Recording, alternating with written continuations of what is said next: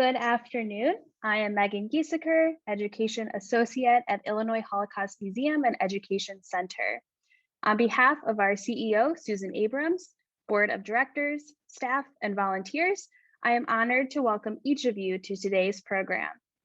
Today's program is presented in connection with our Mandela Struggle for Freedom exhibition, and I would like to thank all of our sponsors and community partners for their generous support. In today's Lunch and Learn, we will hear from Holocaust survivor Pinchas Gutter, survivor of 6 German Nazi concentration camps. He was born in Łódź, Poland in 1932. Pinchas, his parents, and his twin sister fled to Warsaw at the start of the war and were confined in the Warsaw Ghetto for 2.5 years. His family was captured and deported to Majdanek concentration camp, where his parents and sisters were murdered upon arrival. Pinchas was later sent to numerous other camps until he was liberated by the Soviet Army in 1945. After the war, at 13 years old, Pinchas was sent to an orphanage in England. As an adult, he later moved to Paris, Israel, where he met his wife, Dorothy, Brazil, and eventually South Africa, where Dorothy and Pinchas lived until 1985. They have 2 daughters and a son, and currently live in Toronto, Canada. I have had the pleasure of speaking to Pinchas many times. Well, I guess the holographic version of Pinchas that can be found in the museum's Abe and Ida Cooper Survivor Story Experience Theater, featuring Dimensions and Testimony, developed by USC Shoah Foundation in association with Illinois Holocaust Museum. It is a deep honor and pleasure to be able to host the real-life Pinchas today for this discussion on his experiences during the Holocaust and his life in South Africa during apartheid. We have many people attending the program today from around the nation and even the globe.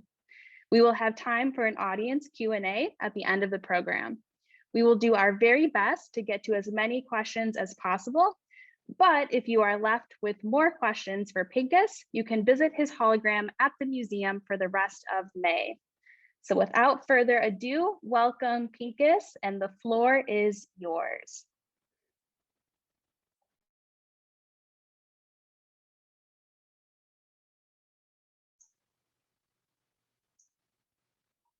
Good afternoon, everybody. It is, thank you very much for that introduction.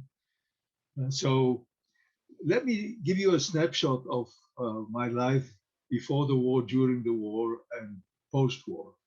I was born in Łódź, as you heard, and I was born into a very religious Hasidic family. And my immediate family was my father, my mother, and I had a twin sister, Sabina. My mother couldn't have children. After that, she was very ill, and so we were just a small family, an immediate small family, but we had a very large family, uncles and great uncles and cousins, and there were about 150 people in our immediate family. I was a very happy child before the war. I went to junior school when I was 3.5 to study the Old Testament. I was taken down, my family were winemakers for over 400 years in Poland, and I was taken down to the cellars by my father to teach me how to become a master winemaker.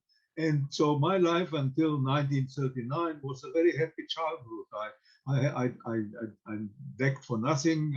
My relationship with everybody was fine, and as I said, I was very happy. This all changed in 1939 on the 1st of September, when the German army attacked Poland, and they were within 7 or 8 days, they were already in Łódź very quickly.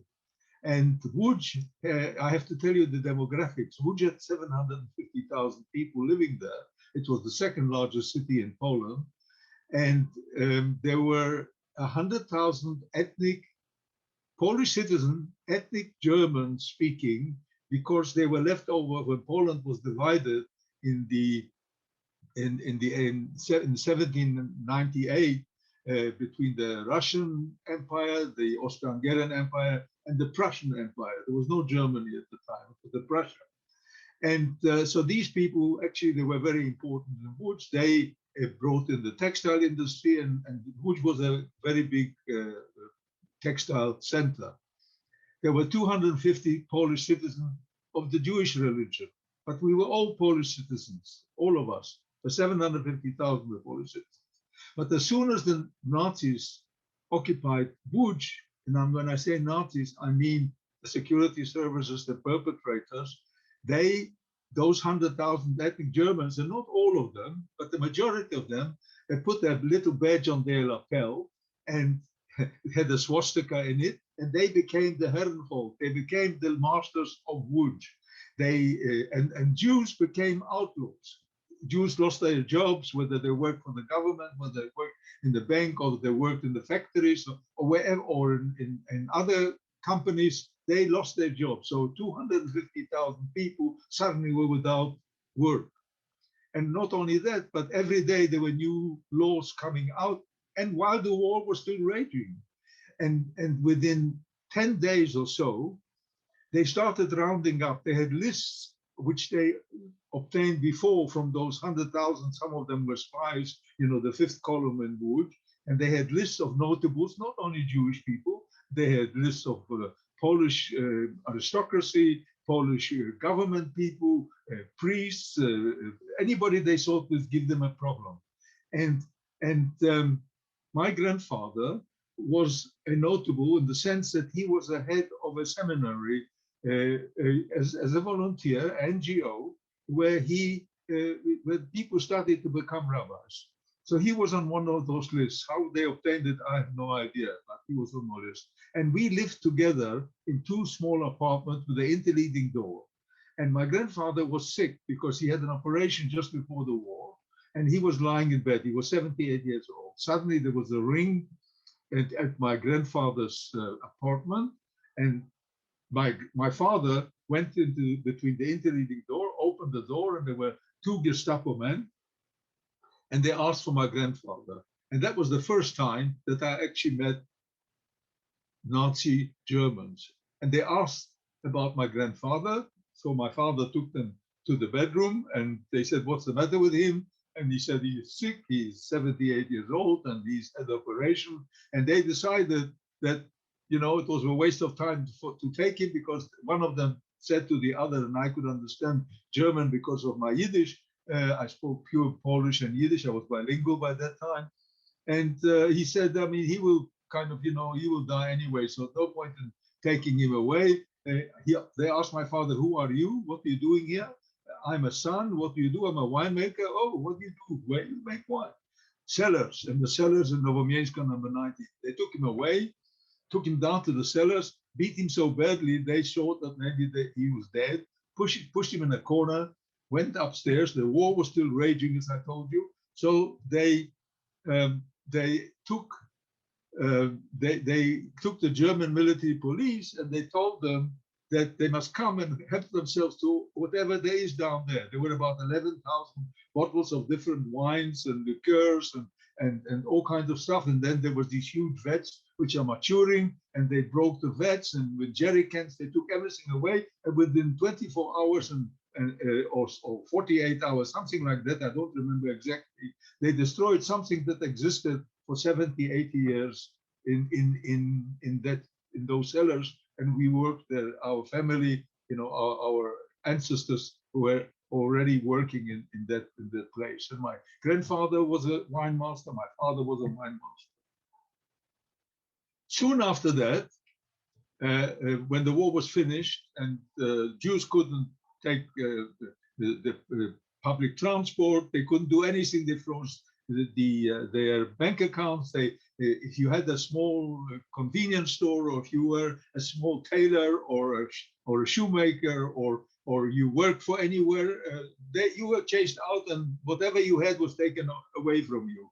So all kinds of laws came out. My father thought, when he recovered, he wasn't dead. The caretaker found him in the cellars after everybody left and brought him home. And he risked his life because it was dangerous to walk at night, but he brought him home. My father was unconscious for a few days. And then he decided that we should go to Warsaw, where he had his youngest sister who married a man in Warsaw. Why? Because Łódź was going to be incorporated into Germany proper. It became a province of Germany called Warthegau, and there was a border. They were going to make a border, and they were going to remove all Polish Jewish and Polish Christians out, and only leave Germans and bring Germans from Germany, and it was going to be all clean of any Slavs and Jews. So my father said, this was the talk. They didn't do it eventually, but my father thought that we were blonde, we were blue-eyed, we could pass as Christians, we spoke pure Polish. So my mother and my sister and I, we went as Christians to the train station. This was towards the end of November, in the middle of December, I don't remember exactly when. And we went to Warsaw to join our aunt. My father, who couldn't pass because he spoke Polish, but he spoke with a kind of, because most of the time he spoke Yiddish, he spoke Polish with a Jewish accent, and you could recognize he was Jewish. He was more dark, he had a beard, he cut some of it, but so he walked, and it took him about 2.5 months to smuggle himself and to come to Warsaw.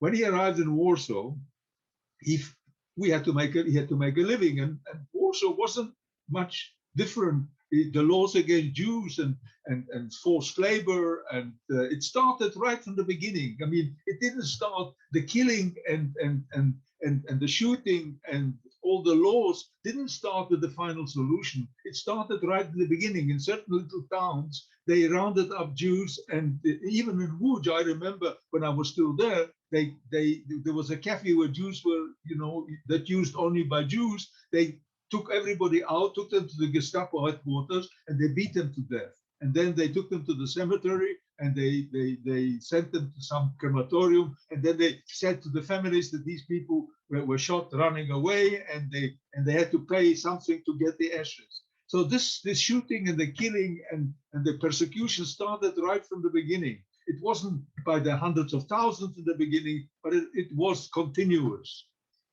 So when my father arrived, he started looking. We were all about 17 people already living in a small apartment with my aunt. So my father started looking for a small place and also how to make a bit of a living. So he found a little apartment on Nalewki number 49, Corner Miller on Nalewki, on the corner there, in a building that the front of the building was destroyed, and it's important for my story later on. And then the rest of the building was Polish buildings are built in quadrangles, so the front was destroyed, but the other 3 parts stayed. So he found a little apartment, and there was a small bedroom and a little kitchen, and in all the conveniences were in the hallways, shared by everybody. And my father started buying raisins on the black market. And he sent me out. This was already before the ghetto started. Fortunately for us at the time, when the ghetto was closed off and they made the ghetto, Nalewki 49 was in the ghetto. So my father started making wine. He took 2 vats, small vats, and started making wine from raisins. He bought raisins on the black market because you couldn't get anything, normally. And he started making wines. I ran around all the cafes in Warsaw as a blue-eyed blonde boy. Nobody bothered me.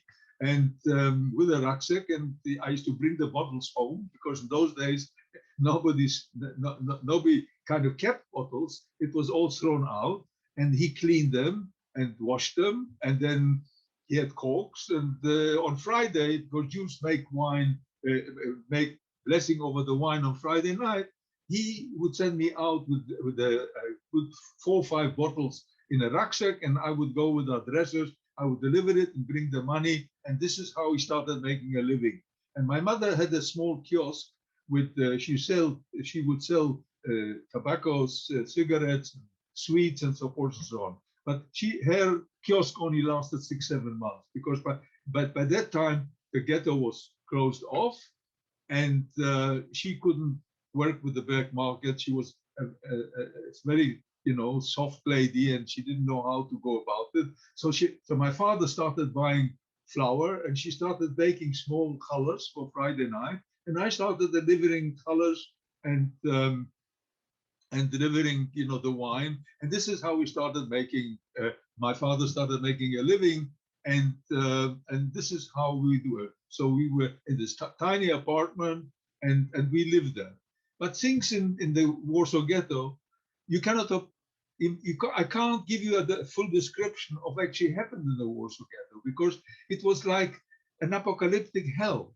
Everything that you can think there.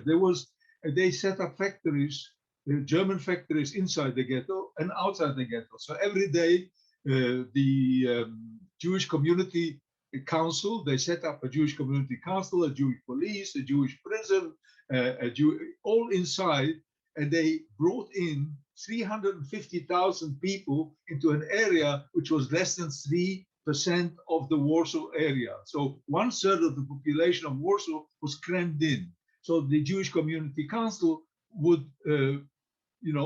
had to find room for them. So they started going around each building.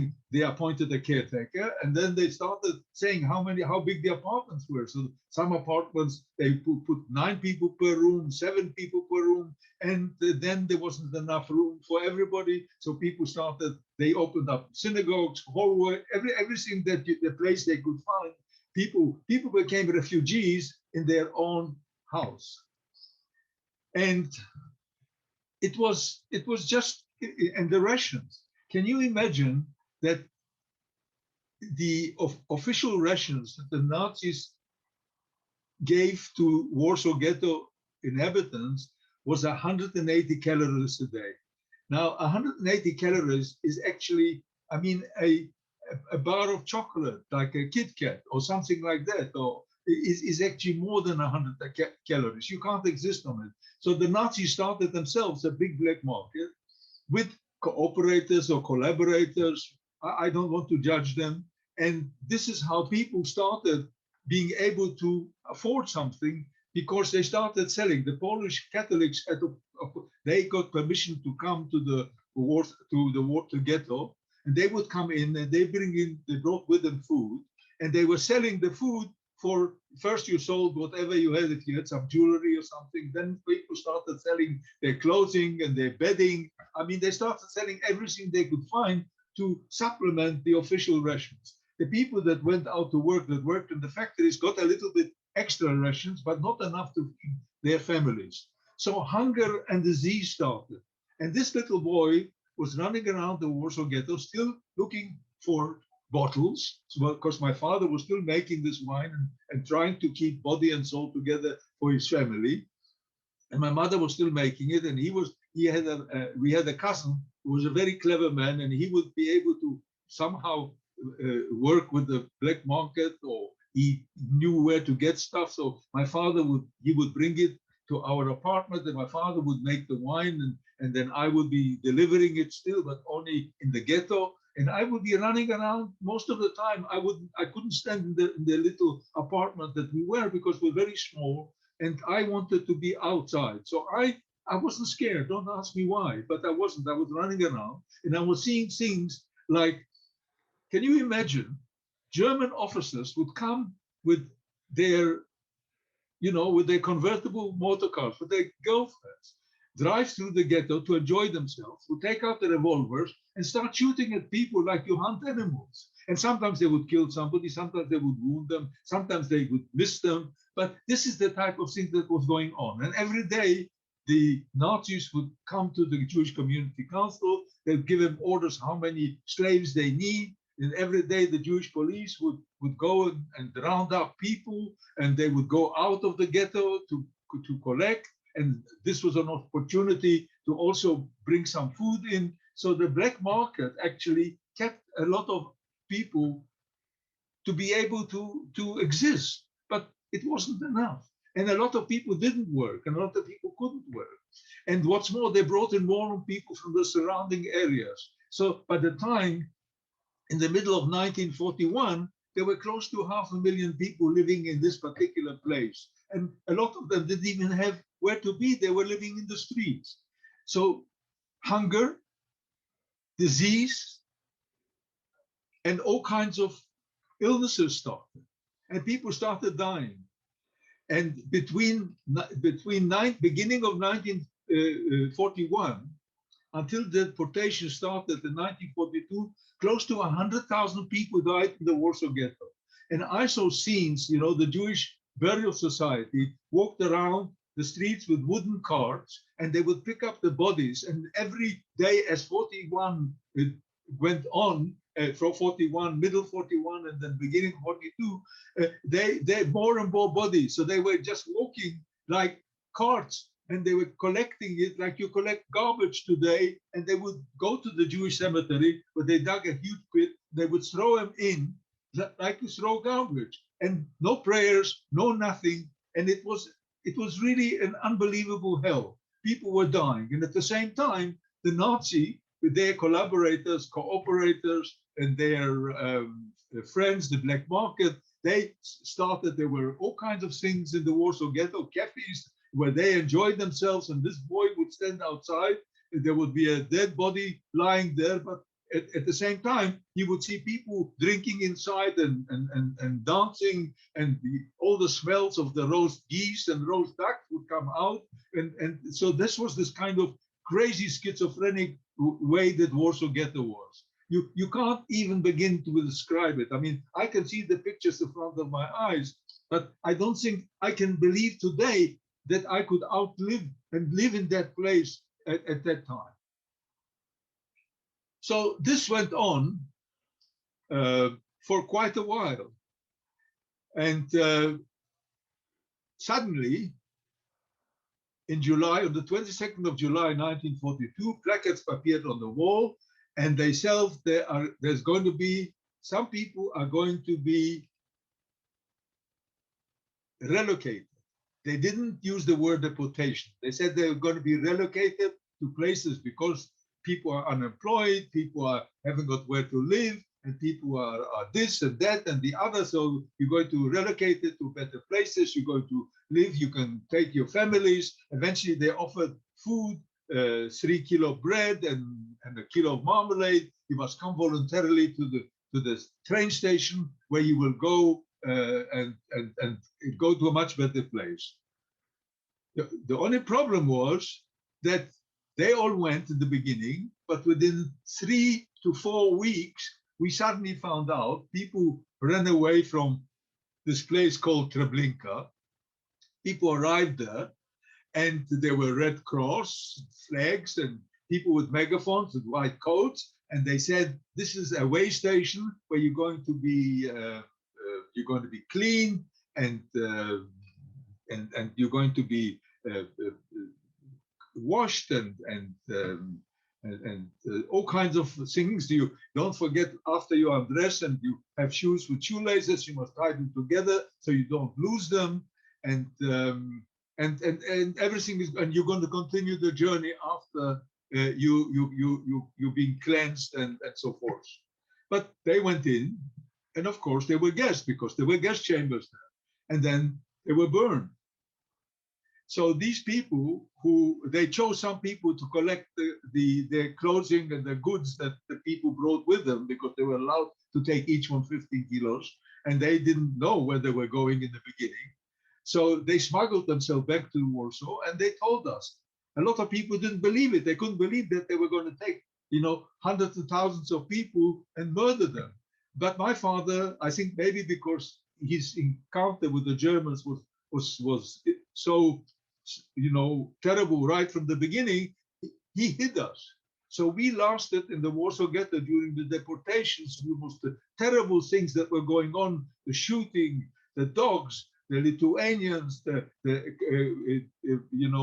Lithuanian SS, the Ukrainian SS, the Latvian SS. These were all part of the people that joined from the local countries that joined the SS, the German SS, and they were the persecutors of the Jews. And we lasted for almost a whole year, until the uprising of the 19th of April of 1943. But when these things were happening and everybody knew what was going on, people started digging bunkers. And you remember I told you the front of the building of us was destroyed by a bomb in 1939 when the German army was bombing Warsaw. So underneath those ruins, they built a bunker for 150 people, including they put air vents in where the ruins were so that we could stay there. And they put actually electricity, and they must have been very clever because there was water there and there was electricity. And on the 19th of April, when the alarm was given that the Nazis were coming to remove the last 50, 60,000 of the ghetto Jews that were living or survived, some of them were legally there working in factories, which were going to be relocated to a different place, they said, but there were also people who were illegal there. Half the people were not legal. They didn't have permits to work. So everybody went down to the bunkers, but at that time there was a resistance built up. It already started in January, the first time that they attacked the Nazis when they came to take a few people away, and they only managed to take a couple of thousand, and they left us alone until April, and then they decided to come and take everybody away. We were in the bunker for 3 weeks. Eventually we were discovered, and through a megaphone, through the air vents, we heard, if you don't come out, we are going to throw gas bombs and we are going to burn the house, because they went around with flamethrowers and they burned they were going to burn down the whole ghetto. And most of the buildings already were, as they were going from street to street, they were actually burning down the buildings with flamethrowers, because they gave people half an hour to come out, and if they didn't come out, they started burning the buildings. So we came out, and I remember I was very proud when we came out, because they kept on saying, these paratroopers, with their machine guns on their chest, they kept on saying, keep your arms in the air, don't shoot. No, don't shoot, don't shoot. And I was proud that they were scared of us. And then they took us to the place of deportations. We stayed there 2 days and 1 night in a little room where they didn't allow you to go out. My father had a bit of a sock with sugar with a teaspoon, and the Ukrainians were guarding us, and they were shooting anybody that tried to get out of that little room. So everybody stayed there. You can imagine, women with children, elderly men, everybody, and everything that you do, you had to do there. And so it was absolutely no food, no water. You could get some water if you gave some jewelry to the Ukrainians. So my father, saw him take off my mother's ring from, wedding ring, and he went to the door and he got a bottle of water. He gave the children a bit of water and some sugar, but they never touched it. Then we were chased into the wagons, and I thought we were going to Treblinka, because I knew about Treblinka. Everybody knew in Warsaw about Treblinka, and I was going to die. But we traveled, and I don't know how long, and we came to a place which was called Lublin. And we arrived at a concentration camp, a death camp called Majdanek. Again, as soon as we arrived, they divided men from women and children separately, and the dogs and the screaming and the shooting. And it's just difficult even to tell what was happening. My father said to me, I was tall for my age. I was then 11. My father said, you must say you're 5 years older. I didn't know why he said that, but he took me with the men. And then my sister was pushed with the children. And then she saw my mother. I was watching my mother, and I saw suddenly my sister was running towards my mother, and she had a long blonde braid. And I was watching that braid. And as she came to my mother, she hugged my mother and stayed with my mother with the women and children. And then since that time, my brain has completely eradicated everything about my sister. The only thing that I can remember when I think about Sabina is her braid. We lived for 11 years together. We were born together. We were twins. But I can't remember anything about her except the braid, the golden braid. I was in Majdanek for 3 months. And Majdanek was a place of torture. They didn't only kill you in the gas chamber, there were selections every day, but they made you work to death. The main guards were Ukrainians, and they took great pleasure of killing people with spades. When you went out to work, if they didn't like somebody, they would hit him with a spade and kill him. And every day, as you came back to the camp from working on the roads, and we were instead of using machines and horses, they used people to build roads and stuff like that. But every day you came back to the camp carrying a few people who died by being killed by the guards. I was there for 3 months. And fortunately for me, they needed slave workers in munitions factory.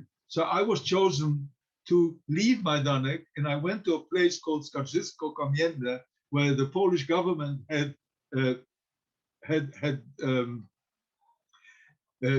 created factories for munitions before the war in a camouflage in forests, and the Nazis took that over, and they took over these factories, and they brought Jews there to work as slave laborers. They gave us very little food and very harsh conditions. There were also selections, but they didn't guess you there. These were factories of death. Somebody wrote a book who survived that. 25,000 of us came to work there. Only a few thousand, survived that camp. And because of time, I can't tell you very much about that camp, except the last day when I was there was a final selection, and I was saved by a Jewish policeman because the internal administration was created by the Nazis, and I went through Częstochowa, like Hamilton Ironworks. I worked very hard. I was in Buchenwald. From Buchenwald, I was sent to Kolditz, another camp where they made kind of bazookas against anti-tank kind of artillery. And in the beginning of April, we went on a death march. 1,500 of us left Kolditz, and we walked towards Czechoslovakia. And then when we arrived in Theresienstadt in Czechoslovakia, only half of us arrived, because on the road, if you couldn't continue walking, they would shoot you, or you would just die because they didn't feed us. We drank water from ditches and so forth and so on. And on the 8th of May, 1945, I was liberated by the Russians. Now, let me tell you something about my South African connection. I got married in London. And because my wife, we met in Israel, but my wife was a South African. She could go to England, and she was studying in England. So she went back to England, and I followed her. And we got married in London in 1957 in January. And, I was looking for work, and, it was difficult in those days. It wasn't easy to get work. I did some things and others. And then I was offered a job in Brazil. So I was as an administrator in a factories. And so I went there, but Brazil wasn't wonderful. And the reason why we were living in England is because I didn't want to go to South Africa because of apartheid. I wasn't prepared to go to a country which was discriminating against other people. So Dorothy's family, they were all living in South Africa, and her parents wanted us to go there, and I wouldn't go. And when I was offered this job in South America, I thought, yes, why not? But when I came to South America, it was a dictatorship. The constitution gave everybody the rights, but it was the same like South Africa. If you were a person of color, if you were not completely white, only a small percentage of the people were completely white, Portuguese, from the Portuguese people that took over that part of Brazil, and they spoke Portuguese. So I didn't want to stay there, and my wife didn't want to stay there. And eventually, I had nowhere to go. My wife became pregnant. I already had one child, and we had one child, a young daughter who was about 1.5 years old. And my wife became pregnant, so she had to go back to. She didn't want to have her child in Brazil, so she had to go back, and I couldn't go back because I had to emigrate. And to get immigration in those days to South Africa was very difficult because they didn't want Jews. But anyway, she left in February, and I stayed in Brazil until the end of July until I got my immigration papers with great difficulties and with the help with the British consul in Sao Paulo, which was a very nice man, and he helped me a lot. But when I arrived, let me tell you my welcome. When we went by ship, I went in a cargo ship and I arrived in Cape Town, and the border guards, inspectors came onto the ship to check documents. So I had my immigration papers, and we sat in a cabin, and he started interrogating me. Where do you come from? And then he said, what race are you? I said, I'm Jewish. So he said, no. Jewish is religion. No, what are you? What are you? I said, well, I don't know. I am Jewish. So he said, he looked at me and he looked at my blue eyes and blonde hair, and he said, you're Caucasian.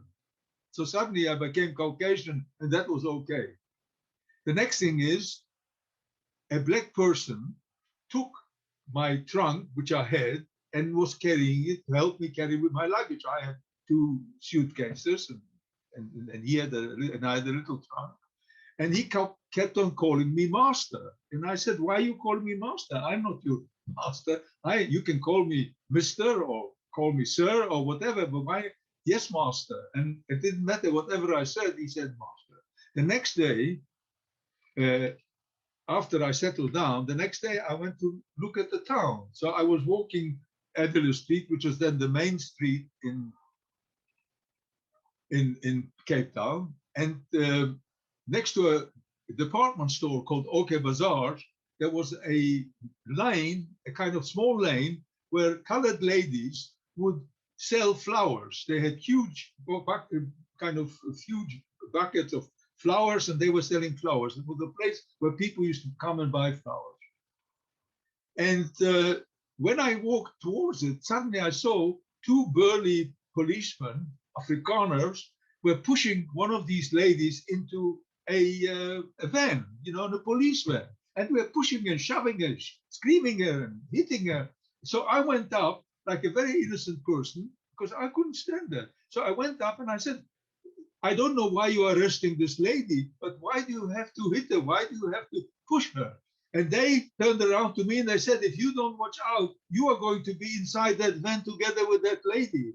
And the only thing that happened is this lady looked at me and she smiled before she found somebody who, commiserated and kind of felt for her, felt empathy towards another human being. And so she smiled, and I've never forgotten that smile. And living in South Africa, it wasn't a joke. I was very poor. I was earning very little money, living in a tenement downstairs. It was difficult to find jobs. So the situation was very, very tough for me because I hated apartheid. To give you an example, I couldn't, for example, invite anybody, a black person, to my little apartment and have drinks with him unless I got permission from the government to serve a drink, an alcoholic drink, to that black person. If eventually I found a good job. I found a job in a financial company where I eventually became the manager.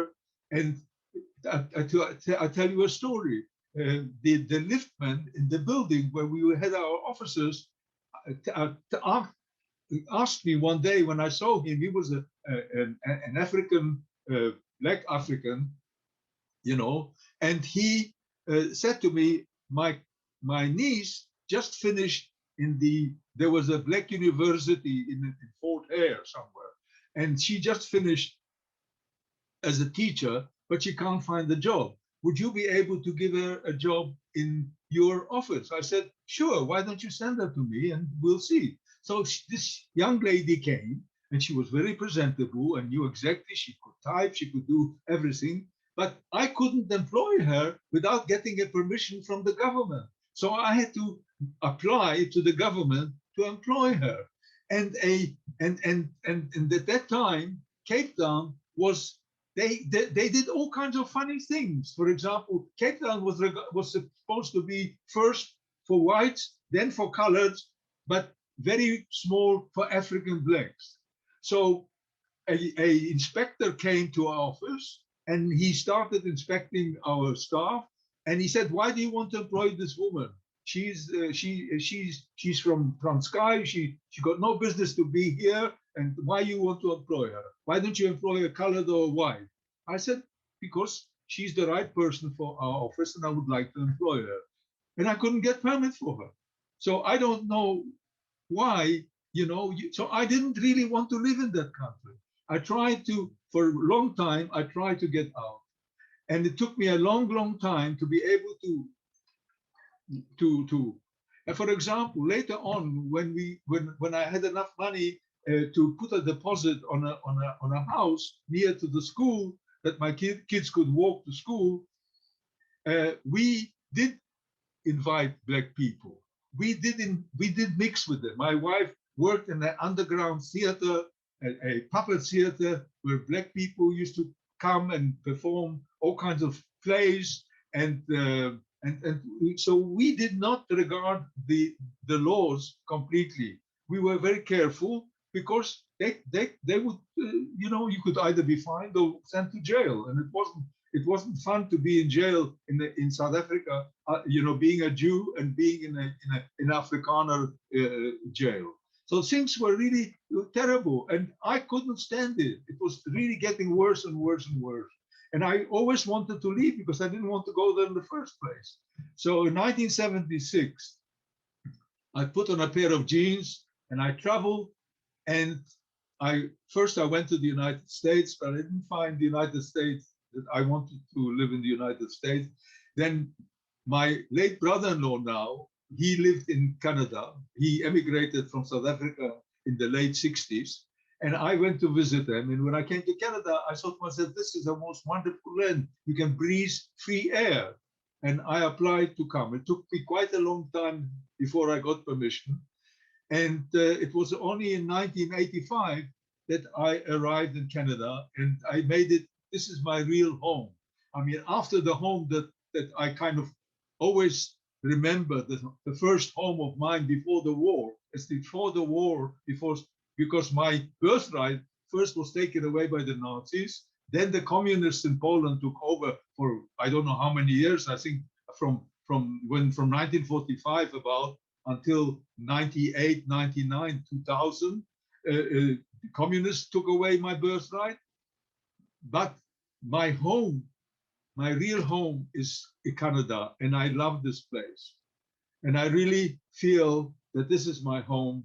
And you can ask me any questions you want now. I mean, I'm sorry that I kind of had to make it very kind of quick, so you get a snapshot. But I mean, I could speak for hours and hours and hours about the Warsaw Ghetto, about the time being in South Africa, all the things that happened to me in South Africa, between what relationship I had with Black South African, and what I had with the people that worked with me when I was a manager in a company, and so forth, so on. But we don't have the time, so please ask me questions. Thank you. Thank you so much, Pinchas, for sharing all of that with us. It's really a true pleasure to hear you speak every time, so thank you. We do have some questions from our audience. First question for you, did you ever face any discrimination in South Africa because you were Jewish? The funny thing is that there was quite a lot of discrimination because I was Jewish. First of all, the discrimination was that they didn't want me to come to South Africa, although I had my wife and my pregnant wife, and who was just, I mean, I arrived 8 days before my son was born.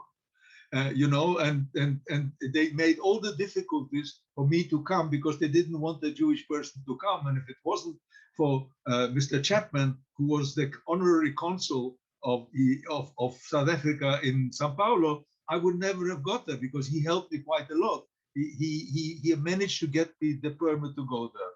And I always felt, when I worked, I went, people came to you, or I worked, I had to go visit in my work, Afrikaans, people and others. And one of them said to me, I don't normally, it was it was just outside of Cape Town in a very much, it was in Paul, a very much Afrikaans place where, mostly Afrikaners, white Afrikaners were living. And I went to my firm sent me to do some work there. And he said, normally, he says, I don't, have any business with Jews, but you are such a nice person, so I will deal with you. And so it was, on the one hand, I was regarded being white, so I was okay.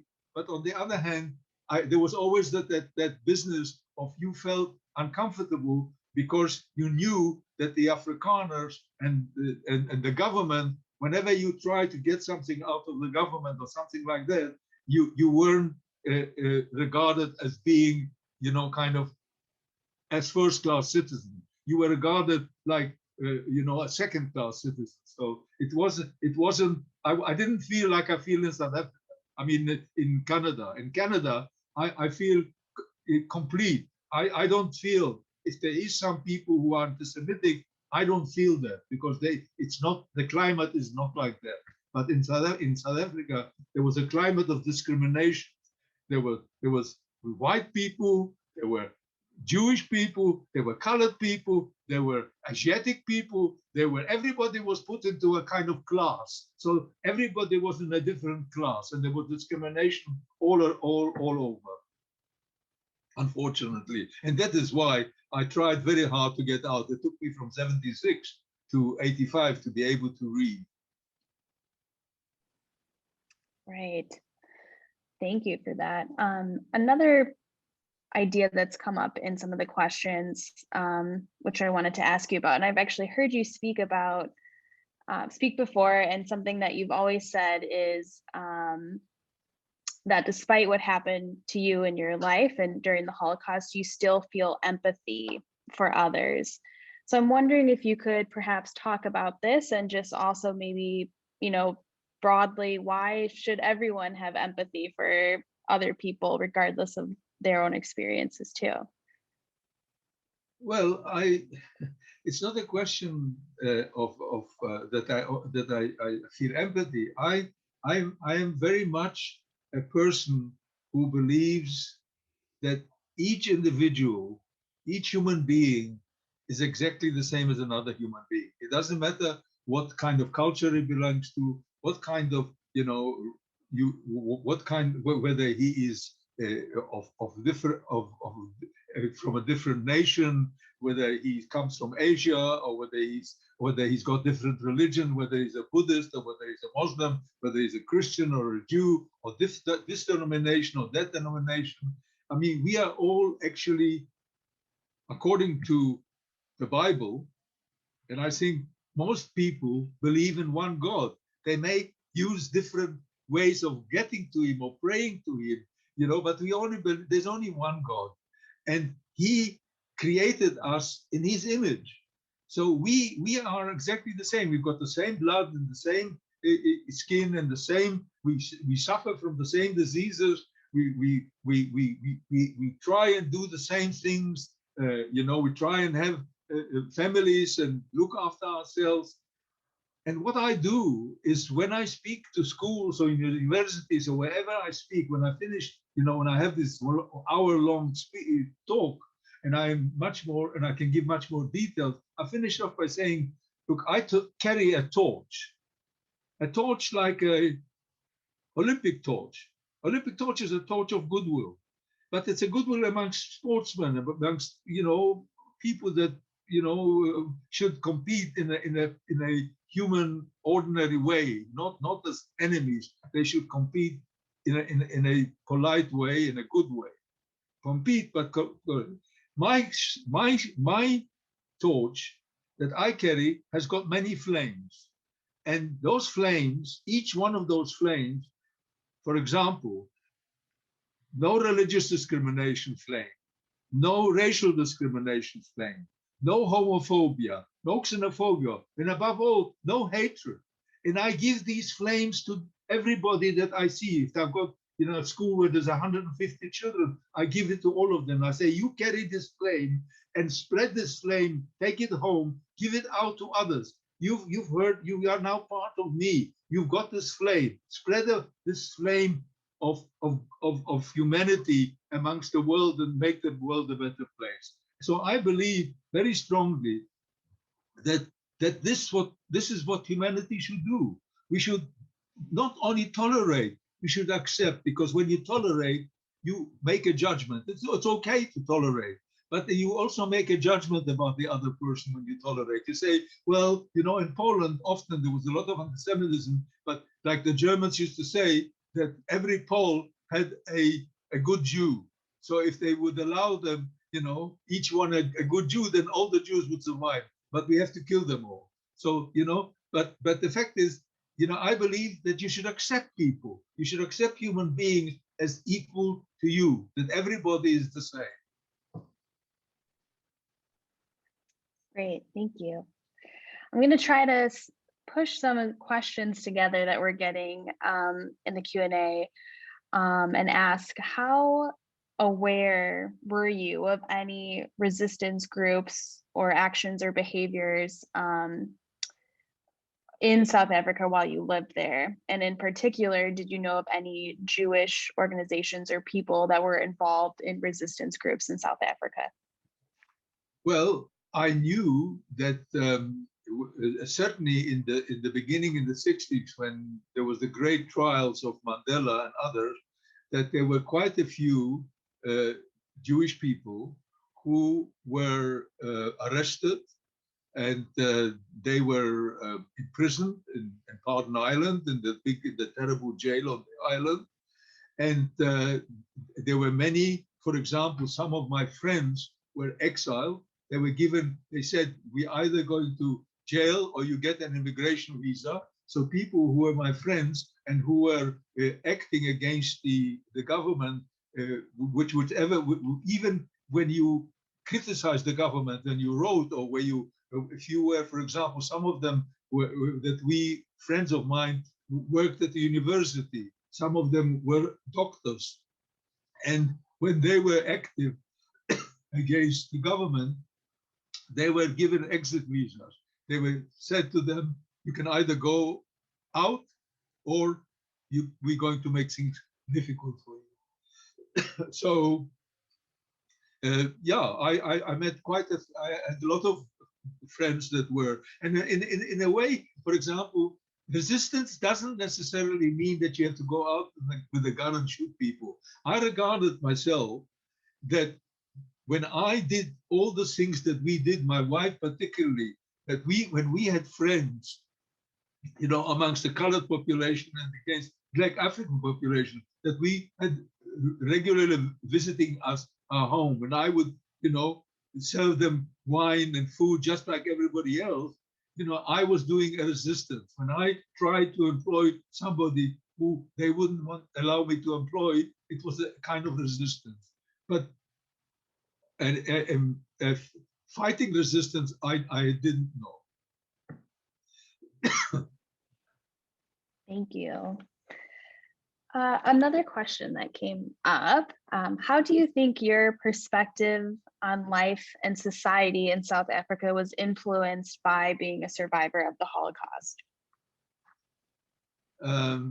How? Well, I mean, it was very difficult for us, for Holocaust survivor, to accept the fact of this discrimination against other human beings, because I was subjected to 5 years of not only discrimination, but murder. And I lost most of my family. 5 cousins survived the war from a family that had about over 150 members, all over Poland. And so for me, it was very, very painful. And I hated every day. But for a long time, I had no choice. I had no money. I was poor. I had to work. By 1966, I had 3 children, which I had to, feed. And so the things were very difficult. I had to put up with a terrible situation, but I felt very uncomfortable in the sense that I would have liked things to have changed, but because I didn't see how that would come about, and I decided that I would do everything in my power to leave, and I did everything in my power to leave, and it took me a long time to be able to get permission to come to Canada, but eventually I left because I couldn't stand it anymore, and I knew quite a lot of other Holocaust survivors who also left. Some went to Australia. It was much easier to go to Australia. But because my wife had her brother here and her sister-in-law and our nephews, so we wanted to come to a place where we at least had somebody. So we decided to come to Canada. But it was very uncomfortable for Holocaust survivors to live there. And there was an enormous kind of feeling amongst a lot of the Jewish population that they felt powerless to do anything because the Afrikaner police and there was a lot of discrimination against and the Jewish community leaders, were very worried about what would happen to the Jewish community if they start actually fighting too much. And so there was a situation where you were between the devils and the blue sea, and you couldn't help yourself. But that's not an excuse, actually. As a matter of fact, I feel quite guilty for the fact that I lived in South Africa for all those years, because I felt that while living there, whatever happened, it doesn't matter how I lived and what I did, I exploited somebody else, because the black population, the colored population, the Asian population were being exploited. And what's more, some of the Asian population were exploiting other people too. So you had this kind of also a slightly schizophrenic situation. It wasn't like the Second World War. It wasn't like being in Poland and during the time of the Holocaust. But it was pretty uncomfortable to live there. Mm-hmm. I think we have time for maybe one more quick question, actually. Do you have any family in South Africa still? No, fortunately, no. None of my wife's family stayed in South Africa, and what's more, none of my very close friends stayed in South Africa. Most of them decided a long time. A lot of them were much better economic situation than I was, and they had better professions, because I kind of never had any proper schooling. I never had any university schooling, so I didn't have a profession. But a lot of my friends, just about all my close friends, emigrated either to New Zealand, to Australia. A lot of them went to England, and a lot of them went to the United States, and a lot of them went to Canada. So as far as I am concerned, I have only got one friend, actually, the wife of a close friend of mine. He passed away. He was quite ill for many years, and she stayed. She's a widow, and she lives there. And so that's the only person that is actually close to me that is still in South Africa, and we keep in touch on the telephone, because she's not very good with computers or anything like that. She's a very elderly lady. She's the same age as I am, actually. Our birthdays are like, we used to have our birthdays together because there are only a couple of weeks between our birthdays. So no, I don't have anybody. And to be quite honest, when I think of what's happening in South Africa, the fact that there is a black government at the moment, there are still an enormous amount of discrimination going on in South Africa. I've been back to South Africa visiting. I've been kind of invited to speak at the Holocaust centers in South Africa. They've got 3, one in Johannesburg. So when they opened, they invited me. So I've been in South Africa, and I could see that there is still quite a lot of discrimination. And this discrimination, I think to get rid of that is going to take quite a long time, because there is a discrimination between certain part of the Black population against other Black populations. Some are extremely wealthy. And I think when you had a country that for hundreds of years was discriminating, somehow this kind of stuff, this kind of education, it becomes part of people being brainwashed into it. And so the situation is going to take a long time before it. Look, there's still about 5 million white people living in South Africa. Well, thank you so much for sharing all of your story and your thoughts and experiences with us today, Pinchas. It really was a true pleasure to hear you.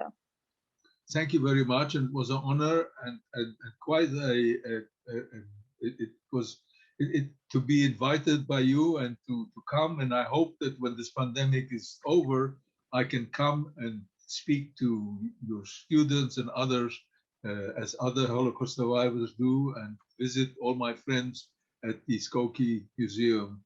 And I wish everybody who was part of this Zoom or webinar all the very best of health in this pandemic, and the pandemic should disappear, and that with God's help, we will be able to start living normally as soon as possible. And thank you very much. Thank you, Pinchas. Yes, we would love to host you anytime we are able to.